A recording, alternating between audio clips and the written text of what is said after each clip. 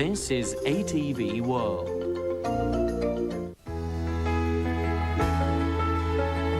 You're watching ATV World. Stay tuned now for tonight's late news.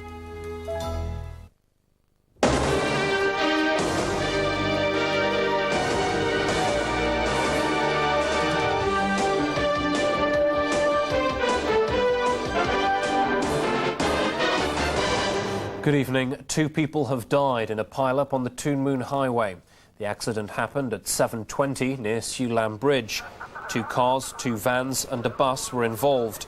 2 men, one aged 32, were killed, while another is in a fair condition in hospital. The New Territories-bound carriageway was closed to traffic for about an hour.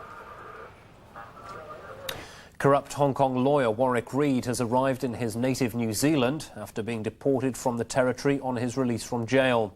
Reid says he won't change his identity despite possible threats to his life. Derek Johnson reports. Reid's flight to freedom ended when his plane touched down at Auckland's airport. He'll begin a new life in his native New Zealand after serving almost 5 years for taking bribes. Mobbed by the media, he was escorted to a waiting car by security guards and armed police, a sign his new life is unlikely to be a quiet one. He was at first tight-lipped about whether he feared for his safety, but later told a TV crew that he'd chosen not to accept witness protection from the New Zealand authorities, part of the deal he made in Hong Kong for testifying against his alleged accomplices. "Just leave me and my family alone," he said. "I've been public property for many years and enough's enough." Asked whether he feared reprisals, he answered, "Who knows? Time will tell." One local journalist said Reid ought to be worried. And they're running a sweepstake up there, not on whether he'll be killed, but how soon and what way. The family of Hong Kong's former acting director of public prosecutions isn't happy with the attention. Get out of it! I'll have the police round here in 5 minutes. Or get. Go on, get out. We're being pushed out of the way now. Get out. The Reid family home in the town of Turanga is to be sold along with other assets as investigators try to claw back the $12 million in bribes Reid stashed away. An independent inquiry has found that last summer's fatal landslide at the Kwan Lung Lau estate could have been prevented. The Canadian expert commissioned to do the report says the collapse was caused by a faulty drainage system and a weak retaining wall. Rahina De Luna reports. The 19th century wall that collapsed, killing 5 people, was described by the expert as abnormally thin. Professor Norbert Morgenstern revealed that the last inspection relied on inaccurate information on the wall's thickness. Actions taken at that time ultimately had a negative effect on the ability of others to foresee problems. Professor Morgenstern also pointed out that leakage from the sewage and stormwater systems destabilized the ground, causing the weak wall to collapse. He recommends that the government consider revising inspection procedures for drainage systems and old walls. Governor Chris Patten, who was briefed on the findings, promised to implement the recommendations soon. We owe it not only to those who suffered in the tragedy a few months ago, we also owe it to all those who may be worried about slopes in their own vicinity or neighbourhood, and when it rains heavily in Hong Kong, start to feel anxious about the consequences for them. So I can assure you that we'll be implementing those recommendations as quickly as possible. The director of the Civil Engineering Department estimates that there are about 20,000 old walls still standing in Hong Kong. Poor safety measures, including blocked emergency exits, have been blamed for Sunday's dance hall fire, which killed 234 people in northeastern China. The blaze has highlighted the issue of building safety across the mainland. Investigators are beginning to discover the true horror behind China's worst fire in 15 years. The Fuxian disco in Liaoning is said to have had high windows, narrow doors and a blocked fire escape. Many of the students were found piled up 5 deep, unable to escape, overcome by smoke. The town was today trying to come to terms with the loss of more than 200 of its young people. Local officials have already accused the manager of the disco, a former miner, of not observing safety conditions. Firefighters say such a lack of safety concerns is the cost of the mainland's economic miracle. A miracle that 234 in Fujian have paid the ultimate price for. Violence is continuing to mar the run-up to Saturday's elections in Taiwan. 6 supporters of a Nationalist Party candidate have been arrested for allegedly attacking rival campaigners with clubs and knives. Denise O'Callaghan has that story.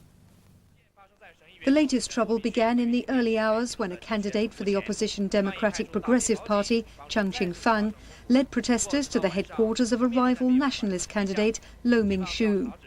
At daybreak, riot police were still at the scene as tension escalated.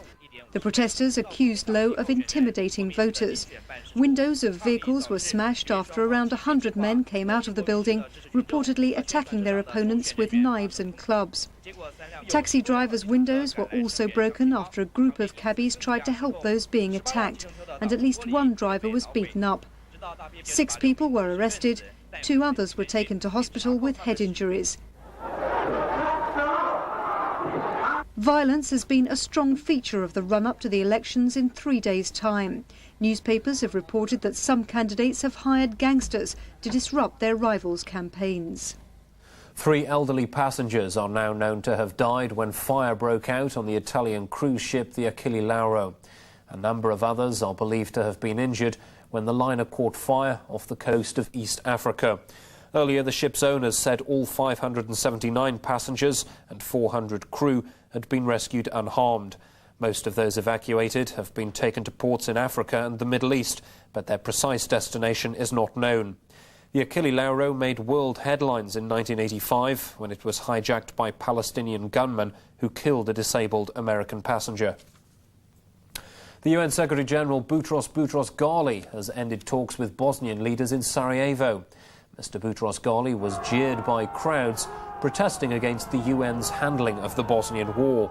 In a short statement, the UN chief said his talks with President Izetbegovic had been long and positive and had focused on achieving a ceasefire. The UN is pushing for a truce, particularly in the northwestern town of Bihać, which was almost been overrun by Serb troops. Mr. Boutros Ghali left without meeting Serb leaders. The American House of Representatives has approved the GATT World Trade Agreement by 288 votes to 146. The bill now goes to the Senate, which will vote on it later this week. The outcome was never in doubt. GATT easily passed the House, but now it faces an uncertain fate in the Senate. Even though House approval was expected, that didn't stop the impassioned debate, particularly from opponents. This isn't a general agreement on tariffs and trade. It's just simply another god-awful trade treaty. It waives the Constitution. It waives the Constitution and destroys American jobs. On the other side, some of the supporters were arguing their last issue before the House of Representatives. Now, I'm a free trader by nature, by heritage, and by congressional district. I believe that in world trade, you have to take the offensive. And when it comes to creating jobs in a global economy, a nation can't sit there and contemplate its navel. It will enable us to call forth our powers to greatly expand our export trade and development.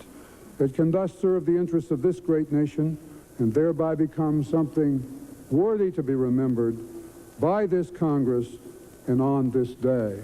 I urge my colleagues on both sides of the aisle to support this agreement, to vote yes on GATT. Obviously, the administration was pleased with a House vote for GATT that was even larger than expected. The people were very successful, and so was the House of Representatives. This is an overwhelming and decisive vote for bipartisanship. And at the White House, the president issued a statement saying the House GATT vote shows that Democrats and Republicans can work together in the national interest. But now comes the tough fight in the Senate, where GATT doesn't have the votes yet. In Britain, rebels in the ruling Conservative Party have failed to get enough support to back a leadership challenge to the Prime Minister John Major. Mr Major now has some breathing space after 8 Conservative legislators defied the government whip and abstained from a vote on the European Union budget. The rebels have effectively been kicked out of the parliamentary party as a result. Tory rebel Theresa Gorman today received her marching orders from party bosses. A terse note saying, "You didn't support the government on the confidence vote, so you're out." But Mrs. Gorman, who's still an MP, had another piece of paper, her own parliamentary bill for a referendum. That is whether the British people want to be in or out of Europe. It will be on membership. It's emerged that in Douglas Hurd's constituency, the local Tory chairman last night supported Mrs. Gorman's stance on Europe in a phone call to her office, just one reflection of the strains in the party. And in the Commons today, when asked about the Post Office, Mr. Major made his first acknowledgement that the expulsions leave him leading a minority government. We think the right decision when we have a majority in this House is to privatise the Post Office. Back home, Legco's Public Works panel has approved plans for an additional runway exit at Kai Tak Airport. As Libby Jane Charleston reports, the project will cost about $11 million.